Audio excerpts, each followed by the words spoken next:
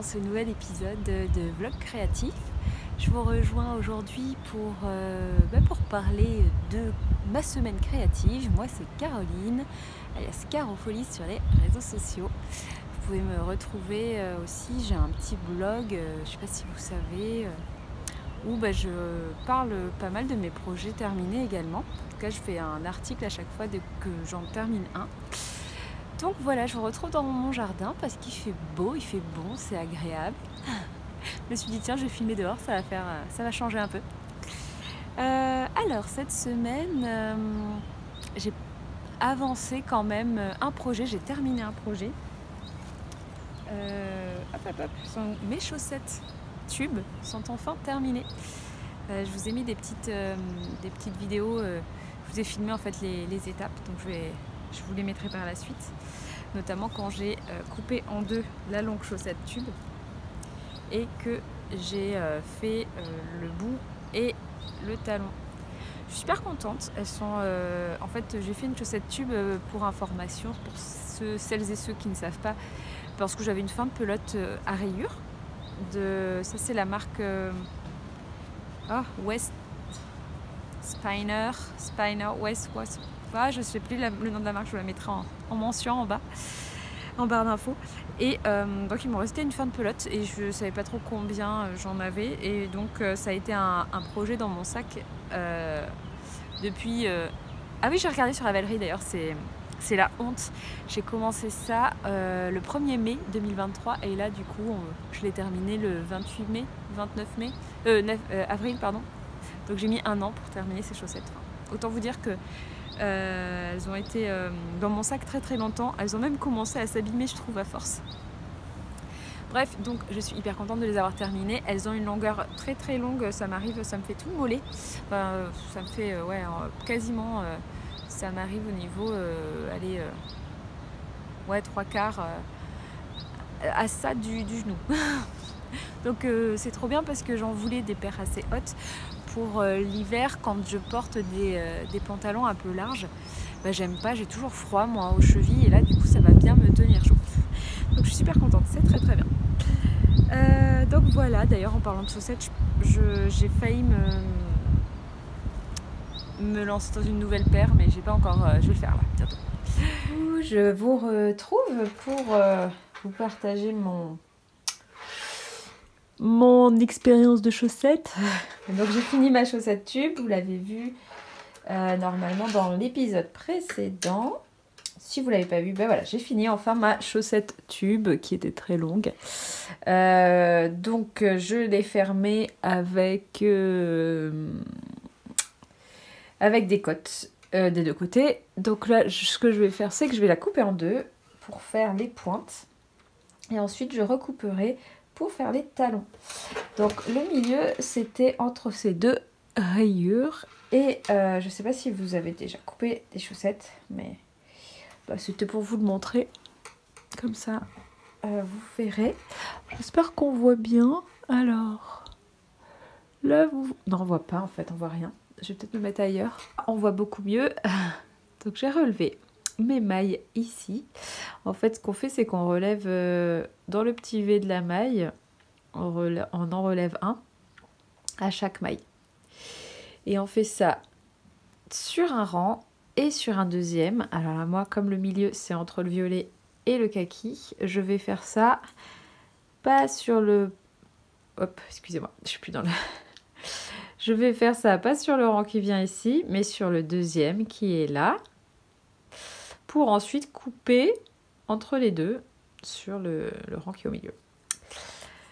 Donc, hop, ce que je fais, c'est que je pars, hop, du côté, j'espère que je vais être dans le cadre, et je prends donc pas celle-là, mais celle-ci, et je relève chaque petit V. Attendez, parce que, hop, voilà, le trépied me gênait. Donc, j'en suis où? J'en suis là. Hop. On voit pas très bien, j'ai choisi la meilleure couleur pour faire ça, c'est incroyable. Bravo Caroline. Donc voilà, là le petit V, je l'ai pris. Deuxième petit V. prends tous les petits V qui viennent. Et donc, vous allez voir, ce que je vais faire ensuite, c'est couper au milieu. Alors, c'est un peu embêtant. Moi, j'ai pas beaucoup d'aiguilles très fines. Là, c'est du 2,5, le rouge. Et là, c'est du 3. Donc, 3, c'est un petit peu gros pour relever mes mailles. Mais bon, on va les mettre en attente avec ça parce que j'ai que ça. Et voilà. Donc, je vais faire ça tout le tour. Et puis, je reviens vers vous pour couper avec vous. C'est bon, c'est fait. Je pense à n'avoir oublié aucune maille, j'espère. Et donc là, ce qu'on va faire, c'est qu'on va couper les mailles qui sont ici. Vous n'avez pas vu ce que j'ai fait. Donc, alors je sais pas, je suis pas du tout cadrée. J'espère que ça ira cette vidéo. Donc on va couper la maille, évidemment, elle est kaki, donc on ne voit rien à ce que je fais. Mais la maille qui est au milieu des deux rangs. En fait, là j'ai fait, il y a un rang, il y a un deuxième rang et il y a un troisième rang. Donc j'ai surélevé les mailles, j'ai piqué les mailles du premier et du troisième et je vais couper le deuxième. Donc je vais peut-être me mettre plus basse. Voilà, peut-être que là vous verrez mieux. Donc là il y a une maille, je coupe, je coupe. J'y suis allée sans réfléchir, hein, vous avez vu? Attendez, faut pas couper les autres mailles autour quand même. Voilà. Voilà. Bon, normalement, c'est bon, je les ai. Sur ce côté, je les ai. Et de l'autre côté, je les ai aussi. J'espère que j'ai pas... Je crois que j'ai fait des bêtises et j'ai coupé une maille. Non, ça va. Juste attention, du coup, quand vous coupez, moi j'y suis allée à l'arrache. Mais de bien couper la maille. Et puis sinon, vous coupez une fois et puis... Là, par exemple, vous avez juste à tirer. Le fil, il s'enlève. Vous voyez? Hop. Il se défait et ça défait la maille. Et voilà. Bon, je vais faire ça tout le long et je reviens quand j'ai 2 chaussettes. Et voilà, j'ai mes 2 chaussettes qui sont coupées. Donc, elles font toutes les deux la même taille. On est bon. Bon, comme je vous disais, les rayures ne sont pas pareilles. Hop, elles sont légèrement décalées, mais je m'en fiche un petit peu parce que voilà, c'était pas. En fait, il aurait fallu que je fasse une pointe à cet endroit, à un des deux, enfin que je fasse le haut et la pointe pour que ce soit plus logique. Mais c'est pas très grave, c'est pas grave du tout parce que de toute façon je trouve que ça se voit pas. Parce que voilà, par exemple, là on aurait été sur... dans ce sens-là, on aurait été ok. Donc si vous voulez vraiment avoir des rayures de la même... les mêmes rayures sur les 2 chaussettes, là faites dans votre tube, d'abord vous commencez par les côtes et puis vous terminez par la pointe. Et là vous aurez les bonnes rayures.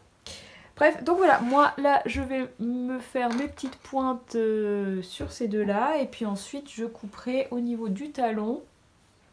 Pour faire un talon, je pense que je vais faire un talon, un shadow wrap talon, je sais plus comment il s'appelle.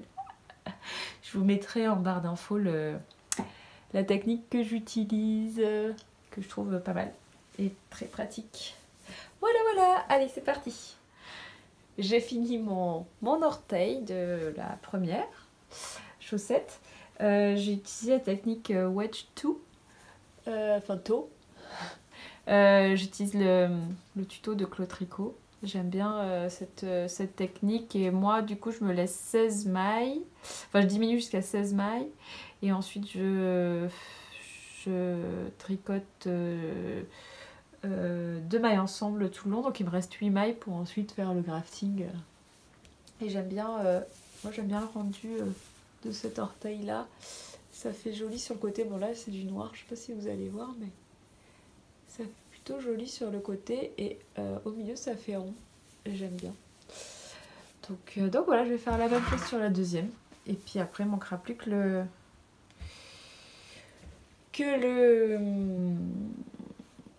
les talons.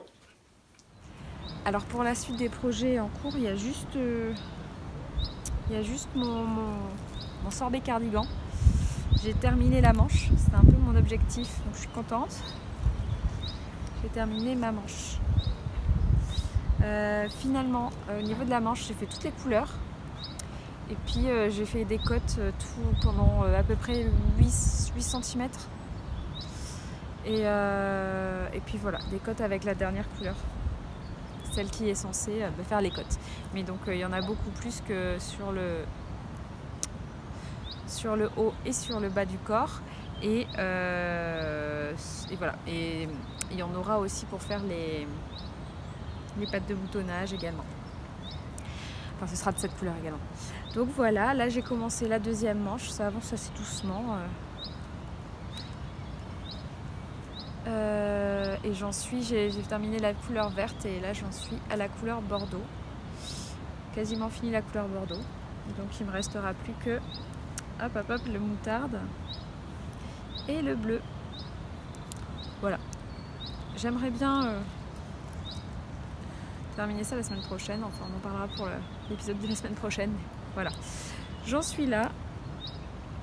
Je suis contente de ce pull, j'ai hâte de le porter. Et en fait, je me dis que dès que je l'ai terminé, je vais peut-être faire un... J'ai comme idée de faire un espèce de gros tube. Oh mince, il y a une tache. Qu'est-ce que c'est que ça? J'ai une idée de faire un gros tube. En fait, comme ma manche. Sauf que beaucoup plus large. Et beaucoup plus long.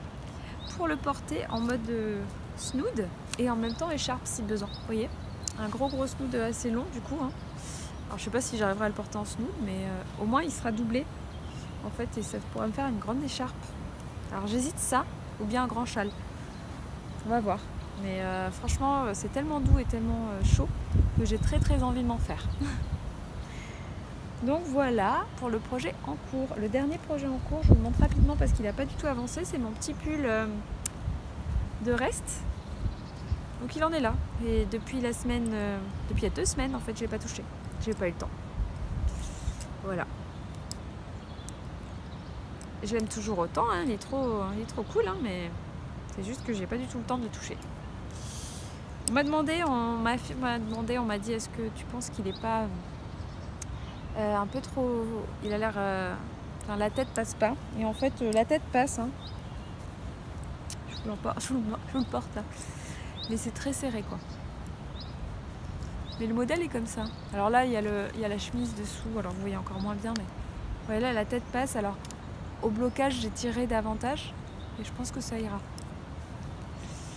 Ce que je voulais vous dire aussi, c'est vous remercier pour toutes les techniques que vous m'avez données pour ne pas... que ça fasse ça, les trous hein, au milieu, notamment de switcher les fils à chaque fois quand je change en fait de les tourner ensemble. Donc je vais essayer toutes les techniques et puis je vous dirai celle qui m'a plu et celle qui marche.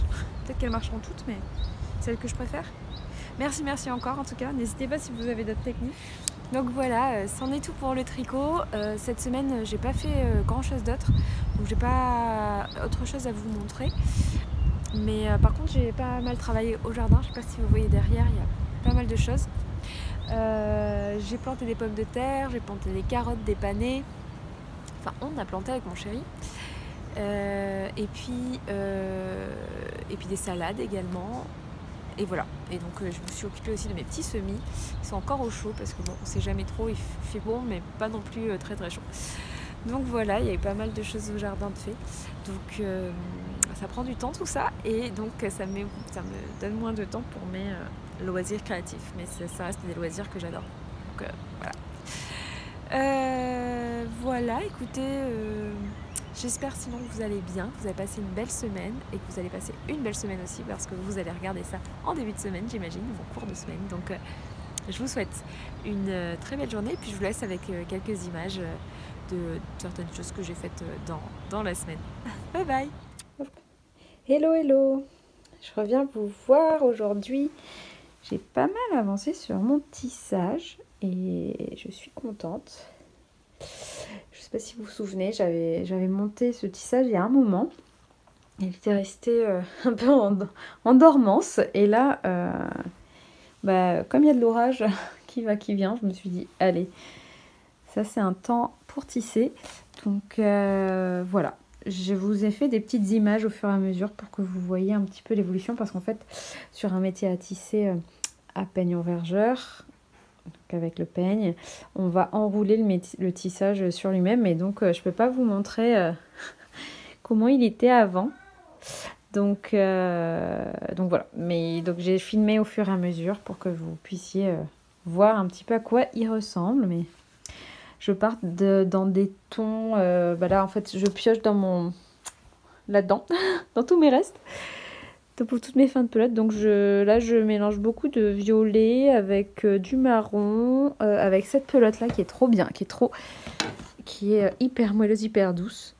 Et ça donne vraiment un joli rendu sur le tissage. Et voilà, c'est des fins de pelote qu'on m'avait donné.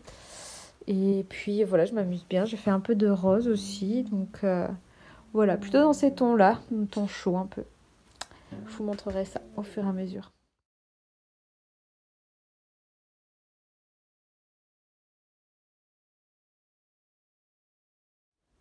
Coucou, je voulais venir vous montrer mon rangement de pulls.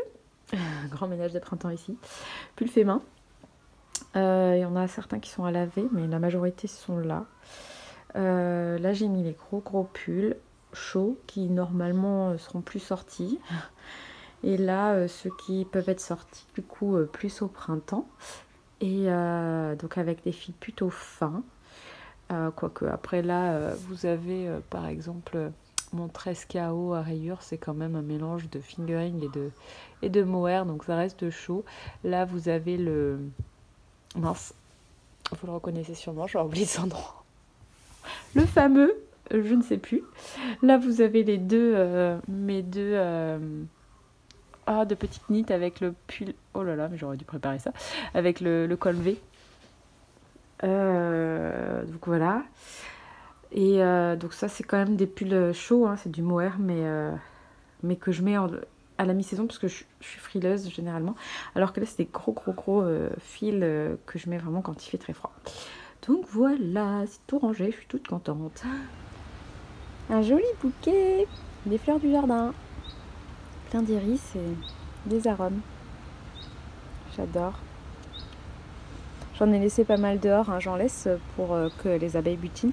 Mais il y en a tellement que j'en prends de temps en temps pour faire des petits bouquets. Je sais pas si vous voyez, il y a deux couleurs différentes et j'en ai même une violet très foncé. Là c'est plutôt bleu. Alors je sais pas si c'est mon écran d'ordi, je pense qu'il y a la lumière orange là et du coup ça rend pas les bonnes couleurs. Mais vous avez vraiment un violet et un bleu là. Et puis j'en ai aussi des très foncés. Mais que je n'ai plus parce qu'elles sont déjà plus là, toutes fanées. Voilà.